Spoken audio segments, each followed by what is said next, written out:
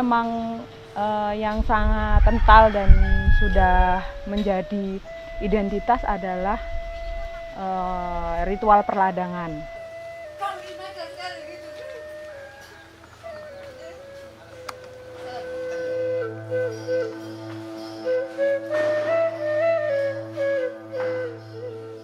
Musik tradisional ini tidak semata-mata hanya direkam secara sederhana, tetapi juga ada eksplorasi secara digitalnya.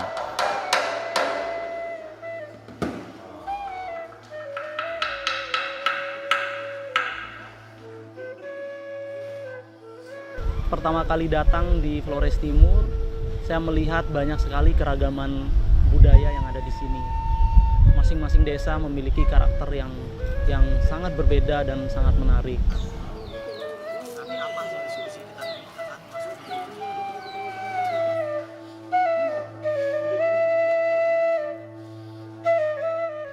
Menulis adalah bekerja untuk kehidupan. Selain itu ada satu semangat lagi, yaitu verba pollen scripta manen. Yang tertulis adalah abadi dan yang terucap akan hilang bersama angin.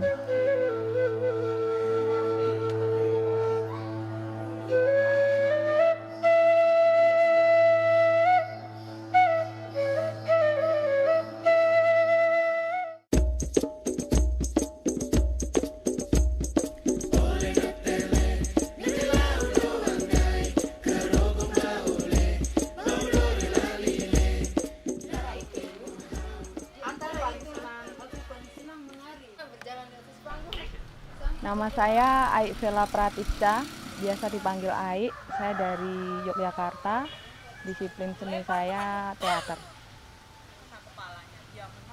Seniman Mengajar 2019 memberi saya kesempatan untuk berinteraksi dengan masyarakat di Larantuka, khususnya di Desa Bantala.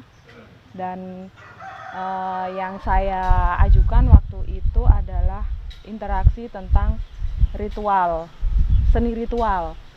Nah, saya mengambil fokus itu untuk mengambil nilai-nilai yang bisa kemudian dikembangkan dalam bentuk-bentuk teater atau peristiwa-peristiwa budaya baru yang salah satunya mengajak perempuan berperan aktif menciptakan peristiwa budaya itu.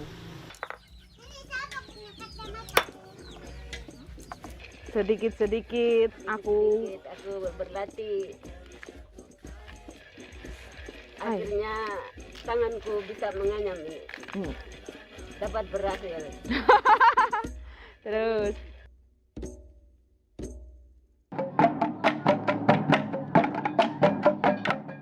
Nama saya Ardi Firyasa, saya dari Jakarta.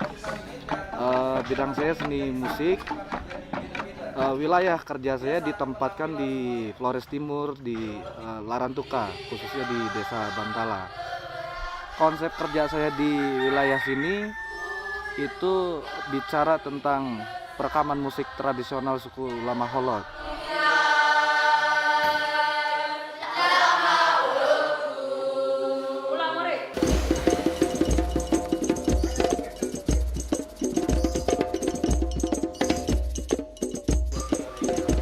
Halo, nama saya Muhammad Sibawaihi, biasa dipanggil Siba. Saya aktif di komunitas Pasir Putih Lombok Utara.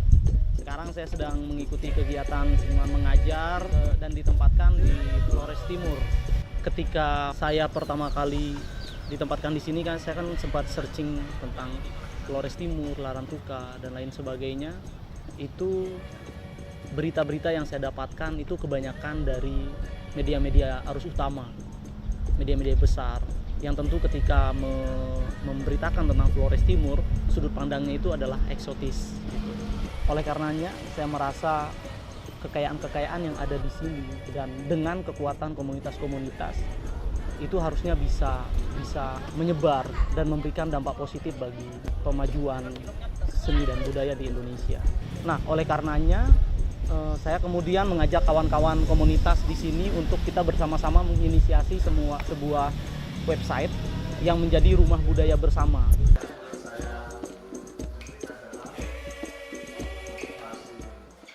Saya Abdul Malik, peserta Seniman Mengajar 2019 dengan daerah tujuan di Larantuka, Flores Timur. Konsep saya adalah fokus pada literasi.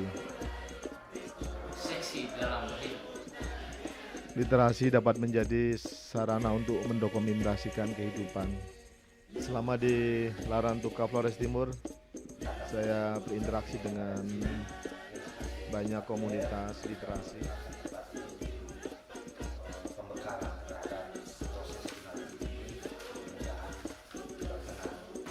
Semoga menjadi terkenal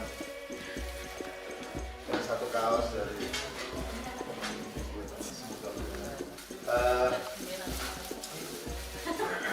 bersama kawan-kawan lintas iman kami menulis tentang bagaimana perdamaian itu bisa dilakukan dengan hal-hal yang tulus. Salah satu tulisan saya di Jalan Lain. Saya selaku pastor paroki dalam paroki ini sangat bergembira atas kegiatan yang diinisiatif yang boleh dikatakan diselenggarakan oleh teman-teman grup Seniman Mengajar yang berasal dari Jakarta di bawah Kemendikbud Republik Indonesia. Pak Abdul Malik datang kepada saya untuk rencana kegiatan ini. Dalam waktu singkat saya sangat gembira dan saya memutuskan untuk bersama-sama dengan grup Seniman Mengajar dan bersama dengan kepala desa atau pemerintahan desa Bantala. Apalagi sasarannya adalah orang muda, dan hal itu merupakan mimpi saya juga sebenarnya, atau mimpi dari paroki, yaitu mengadakan pelatihan menjadi jurnalis bagi orang muda di dalam wilayah paroki Santo Alfonsus Maria del Gori.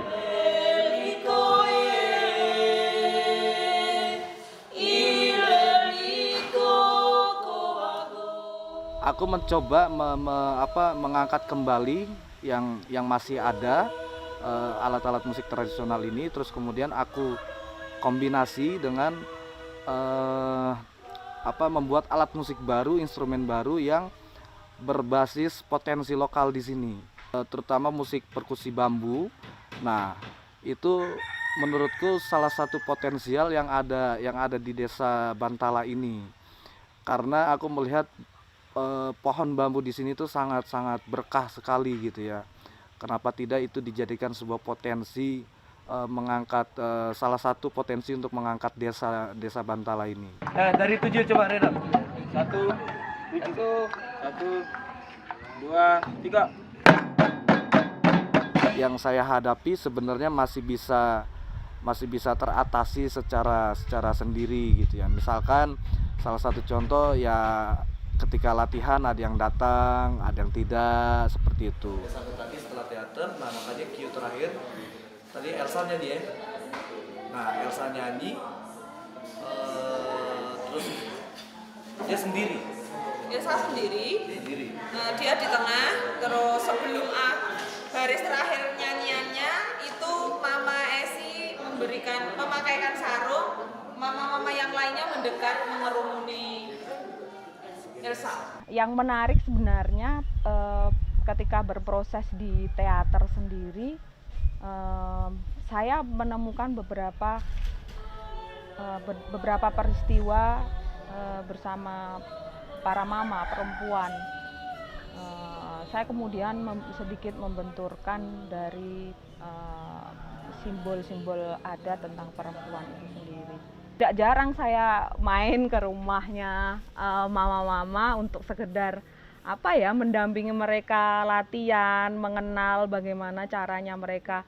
Penting loh bercerita tentang dirimu kepada orang lain, dan orang lain penting sekali mengetahui ceritamu sebagai perempuan yang hidup di lingkungan adat. Selesai ceritanya, mama lari dulu sebentar. Oh, begitu? Ya, 2 gerakan dulu. Oh, baru di antara itu. Di antara itu. 1 jam nih, kalau bus 1 jam berarti itu jalan 1 jam. Kalau berbicara tentang kendala yang dihadapi selama proses ini seniman mengajar, gitu. Tetapi kalau misalnya khususnya untuk medium film gitu, ini sangat terkendala karena kami bekerja di desa, mengajak teman-teman di desa, tetapi di situ tidak ada toolsnya, tidak ada kamera, tidak ada alat editing di situ gitu. Tetapi kan kendala ini kemudian tidak hanya karena ada kendala terus nggak jadi buat gitu. Tetapi akhirnya di dalam proses kami mencoba mengawinkan gitu teman-teman yang ada di desa, bekerja sama dengan kawan-kawan di salah satu komunitas di sini namanya CIG Production gitu. Mereka yang membantu untuk editing tools dan pengetahuan tentang editing kamera begitu. Sebenarnya juga kendala jadi salah satu strategi justru untuk menguatkan kawan-kawan di sini. Belakang gunung bodoh dan lain sekarang kami ngomong kamu juga harus dengar. Itu generasi muda yang saya Sylvester Petarahurit, pendamping seniman mengajar 2019 di Larantuka.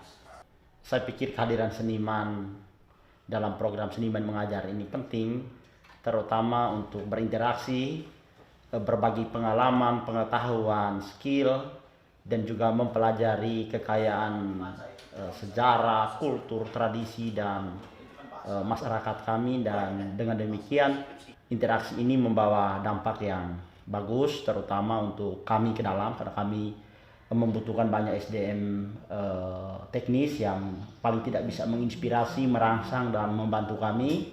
Tapi di pihak lain juga kami bersyukur bahwa melalui mereka paling tidak daerah kami, masyarakat kami, kondisi sosial, budaya, kultur, dan lain-lain itu bisa diketahui dan bisa dikabarkan kepada khalayak yang lebih luas.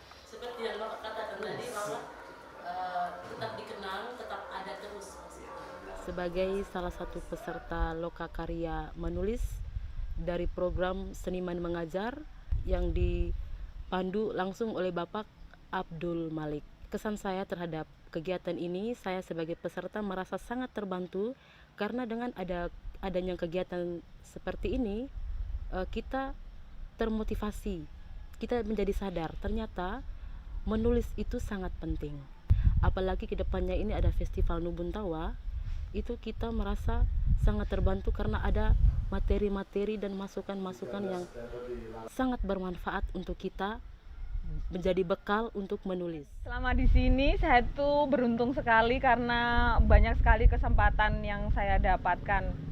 Di sini ada yang sebut pergi ke pesta, tapi sebenarnya ada peristiwanya sebenarnya peringatan 3 hari kematian ya di sini. Nah, di situ ada persiapan yang mengharuskan keluarga yang telah ditinggalkan itu mengadakan sebuah acara. Nah, acaranya itu juga melibatkan saudara-saudara lelaki dari almarhum perempuan yang sudah tidak ada. Namanya Blangke. Ini uniknya Blangke itu di sini semacam apa ya? Dia itu sumber sabda. Jadi apapun yang dia keluarkan itu harus kita pahami, taati, lakukan. Jika salah, maka kita yang akan kena imbasnya. Blangke semua dilayani, minumnya, makannya. Saya dikasih kesempatan itu. Memang agak deg-degan. Nanti kalau salah ngomong di situ gimana? Saya Kepala Dinas Pariwisata dan Kebudayaan Kabupaten Flores Timur. Pada kesempatan yang berbahagia ini, kami menyampaikan apresiasi dan penghargaan yang tinggi kepada Dirjen Kebudayaan karena telah mencetuskan program Seniman Mengajar. Dan tahun ini Kabupaten Flores Timur kedatangan 4 seniman mengajar. Banyak hal yang telah dilakukan di Kabupaten Flores Timur dalam rangka menghidupkan denyut-denyut seni dan budaya di Kabupaten Flores Timur.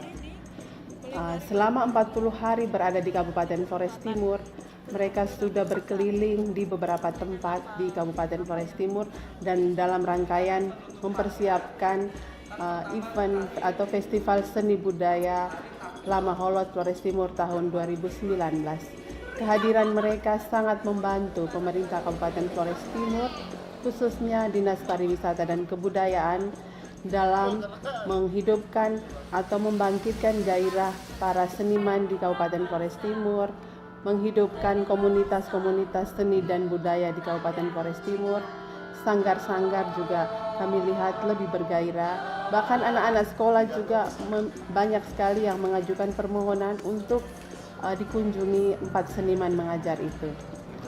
Untuk itu sekali lagi pada kesempatan ini kami menyampaikan terima kasih berlimpah. Yang pertama kepada Direktur Jenderal Kebudayaan pada Kementerian Pendidikan dan Kebudayaan Republik Indonesia, program Platform Indonesiana, dan yang terakhir kami menyampaikan terima kasih khusus kepada keempat seniman mengajar kita, yaitu Bang Ardi, Bang Siba, Bang Malik, dan Mbak Ai.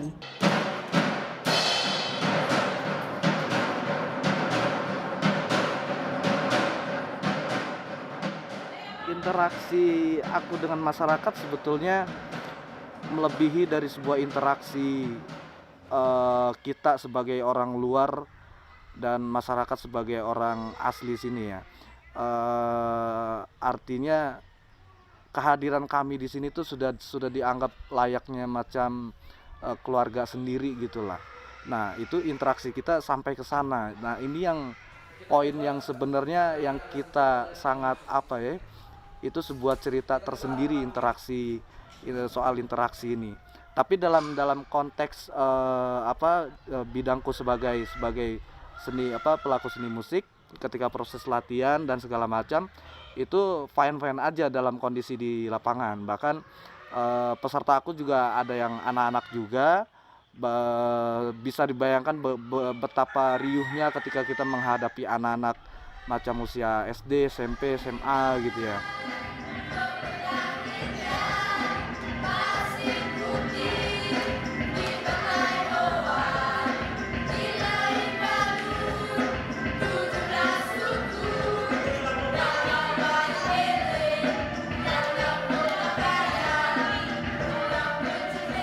Program Seniman Mengajar saya rasa butuh setiap tahun itu dievaluasi, tidak hanya persoalan administrasi tetapi juga formatnya gitu.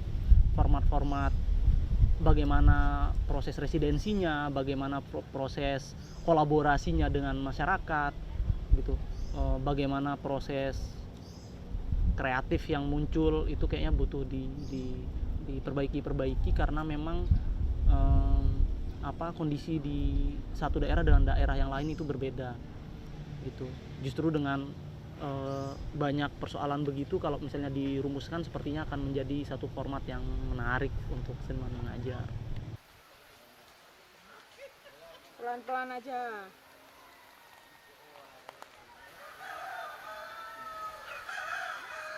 Ada sedikit gangguan di psikologis yang kemudian membuat kehidupan atau rutinitas sehari-harinya tersendat. Suatu ketika orang tuanya, salah satu ayahnya itu datang latihan. Kebetulan kami juga sama-sama anggota Talapia berlatih bersama dan mengajak anaknya untuk lihat.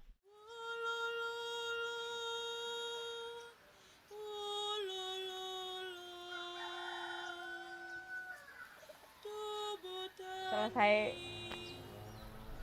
kami berlatih, kita sama-sama lega gitu, sama-sama lega, nggak tahu kenapa kita sama-sama lega, terus kita saling berpelukan waktu itu.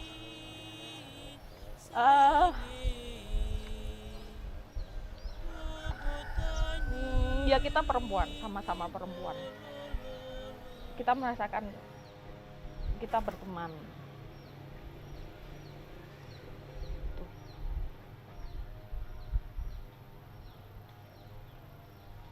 Sementara aku latih sama musik, itu kau bisa latih perbaikan yang teater ya. Meskipun kita telat, janji kita jam, tapi ya sudah. Yang penting sudah hadir semua. Tinggal seneng Aik ya, berarti ya? Ya, masih ambil satu. Oke.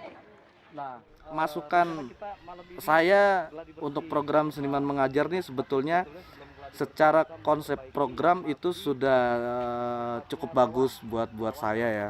Apalagi secara dampak itu cukup luar biasa lah dari 2000 yang aku tahu dari pertama kali tahun pertama 2017 sampai sekarang tuh banyak cerita tentang program Seniman Mengajar nih selalu ceritanya ya pasti sukses lah. Nah, salah satu beban pekerjaan yang dihadapi sama peserta seniman ini adalah kita membuat semua laporan-laporan yang sifatnya kewajiban tuh kita buat semua sampai laporan keuangan, terus kemudian laporan narasi, laporan akhir dan segala macam. Aku pikir yang mungkin idealnya memang peserta seniman ini memang harus membuat sebuah pertanggungjawaban gitu. Tetapi kalau pada akhirnya semua hal-hal macam kayak gini dibebankan ke seniman, yang saya takutkan adalah si senimannya sendiri menjadi tidak fokus bekerja di lapangan karena terbebani dengan pikiran-pikiran yang laporan gitu.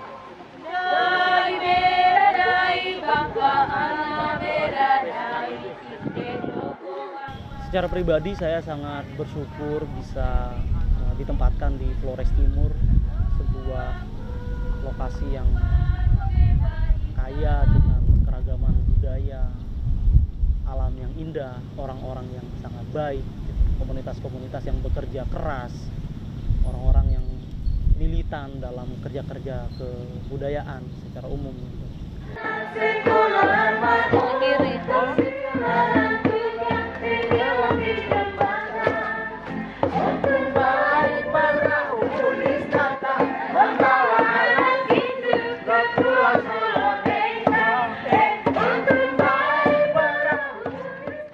Berada di Larantuka dari tanggal 25 Juli dan akan pamit pulang tanggal 5 September. Jadi sekalian mungkin ini hari-hari yang sangat berkesan bagi kami. Teman-teman seniman mengajar yang lain ada Mas Siba dari Lombok Utara, peserta seniman mengajar yang lain Mbak Ai. Iya. Mas Ardi yang dari Rumah Musik Jakarta sedang di Gogo untuk 3 sampai pukul 6. Saat ini saya akan melaunching manuskrip buku Denyut Literasi di Lewatana, merupakan laporan sederhana dari keberadaan saya di Larantuka untuk program Seniman Mengajar 2019 yang diselenggarakan oleh Kemendikbud Republik Indonesia. Program yang kedua adalah website. Salah satu parameter kami sukses ditempatkan di Larantuka adalah adanya keberlanjutan program dari kami Seniman Mengajar di Larantuka. Salah satu yang kami tinggalkan untuk teman-teman, untuk keluarga besar di Larantuka, komunitas pegiat seni adalah website denyutlewatana.org.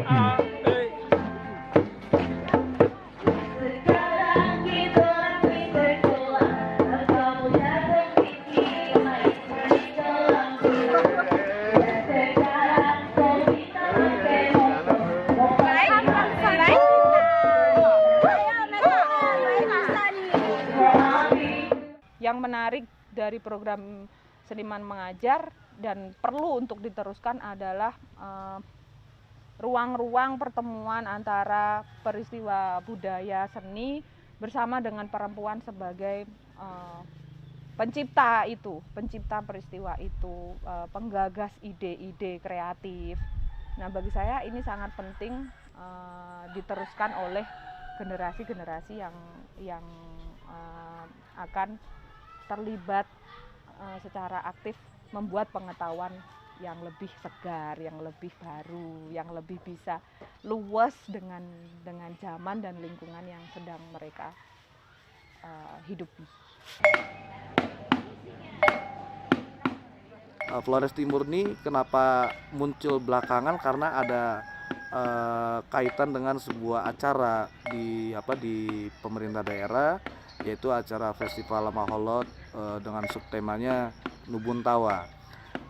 Mulai dari masa orientasi minggu-minggu pertama kita hadir di sini sampai sekarang sudah H-min berapa kita punya acara pra-event ini, itu akhirnya tim Seniman Mengajar di Flores Timur ini kita goalnya adalah membuat acara pra-event dengan tema besarnya mengangkat judul Lama Holotku. Nah, pra-event ini kita tampilkan sebagai miniatur dari suku Lama Holot itu sendiri. Nah, salah satu tampilannya adalah di seni pertunjukan itu ada tari, musik, teater, terus kemudian di pengisi acara lainnya ada kuliner show, terus ada isian musik-musik, live music dan pengisi acara tarian dan segala macam. Ya, semoga dengan adanya pra-event ini bisa menguatkan, bisa membantu atau bisa memperbagus Festival Lama Holot itu yang akan terjadi di tanggal 11 September.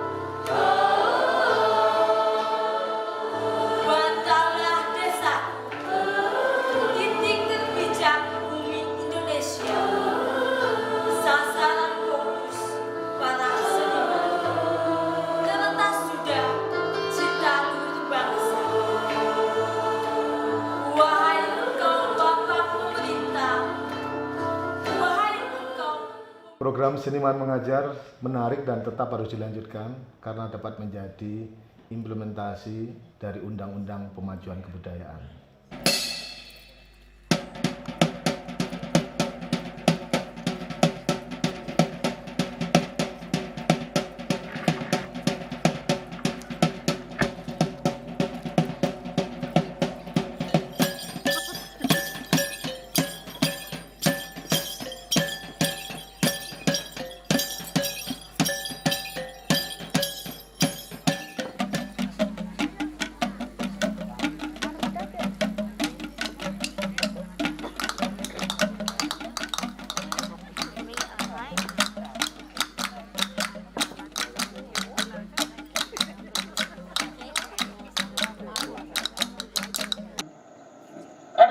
Kegiatan ritual yang bisa mempersatukan ulama berkaitan dengan Nuga Tutumai. Nah, tinggal sampai sekarang ini generasi masih mau memahami itu atau tidak? Kadang saya sering memberikan semangat gitu ke kawan-kawan yang ada di sini bahwa apa yang mereka miliki ini sangat penting dan sangat besar. Belajar mensyukuri itu gitu, dan keren lah. Saya tunggu gebrakan kawan-kawan yang di sini untuk Indonesia.